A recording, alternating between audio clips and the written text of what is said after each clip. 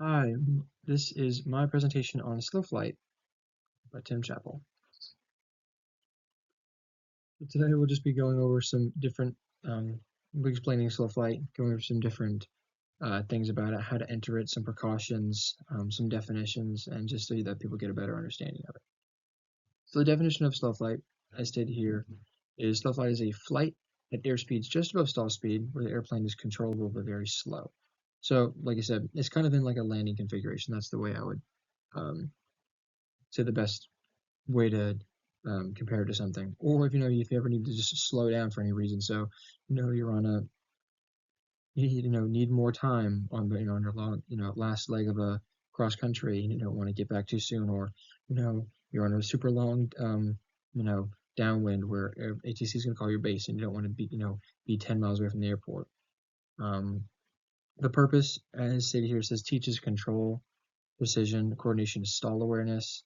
And then now this varies obviously, but typically the airspeed you're at is usually 5 to 10 knots above the stall speed of the aircraft, which is what we are at when we're doing our slow flight. So we'll talk about how slow flight works a little bit. Whenever in slow flight, obviously you're in a high angle of attack, because in order to maintain lift, you need to keep it at a high angle of attack while in slow flight. Obviously, you have a lot of drag with the flaps extended and a very high angle of attack. And then just to talk about how it works a little more, some of the characteristics of the controls that you're going to feel, like just like whenever you're doing a stall, before you get to stall, the ailerons become less effective, they're very sloppy controls.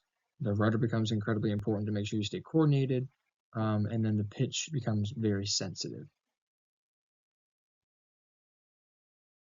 We got another one. We're gonna have the entry and control into slow flight. The steps to enter.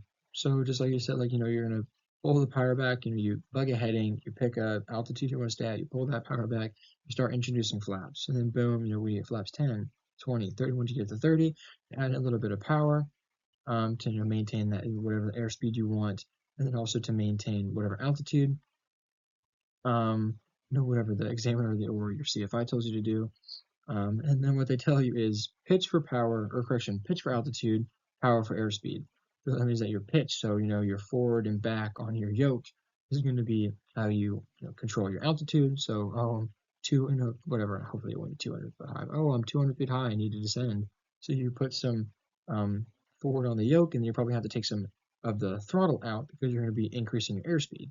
But let's say that, use your power for airspeed. So you're getting a little bit slow, you might be able to trade a little bit of altitude, maybe, so you push down a little bit and then add some power. And obviously, in what common theme you'll notice is staying coordinated with your rudder throughout all these things. Last, but certainly not least, we'll be talking about some safety tips and then different mistakes you can make. Some very common errors that we've all done at one point when we were learning this was over controlling the aircraft, whether pitching down too much because we're losing airspeed, or pulling back on the control because that's our initial reaction whenever we're losing altitude, or maybe being a little bit too fast, or maybe for some of us being a little bit too slow, being a little bit too close to stall speed, not staying coordinated, so not using the rudder enough,